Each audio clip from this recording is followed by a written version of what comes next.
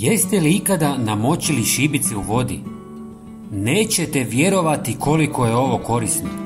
Danas ću vam pokazati što se točno događa kada ih potopite i zašto biste to možda trebali isprobati.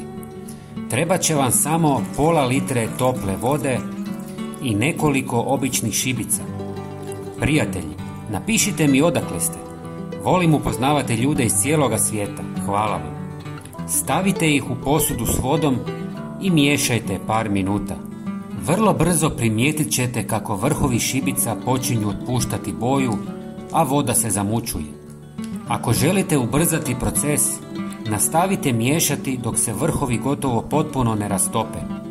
Nakon par minuta tekućina postaje tamnija, a šibice izgube svoj prepoznatljiv izgled. To je znak da su se rastopile u vodi. Možda se pitate kakva je korist od toga. U tim vrhovima nalaze se korisni elementi poput sumfora, fosfora i magnezija koji su važni za razvoj biljaka. Smjesa koju dobijete djeluje kao prirodna podrška biljkama jer jača korijenje i stvara otpornost na napade štetnika. Kad izvadite šibice, dobit ćete hranjivi rastvor spreman za korištenje. Najbolje ga je koristiti svaka 2 do 3 tjedna.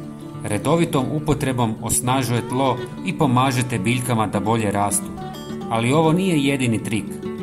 Šibice se mogu koristiti na mnogo načina u vrtu. Možete ih samo zabiti pored biljke i ostaviti tako. Postepeno će se rastopiti, ali na taj način će se neravnomjerno rasporediti i prevelika je koncentracija minerala. Trik sa vodom je bolji. Ako vam je ovo bilo korisno, podijelite video s prijateljima kako bi i oni saznali za ovu jednostavnu ideju. Pretplatite se na kanal jer je potpuno besplatno, a nove ideje stižu svaki dan. Hvala vam i srdačan pozdrav!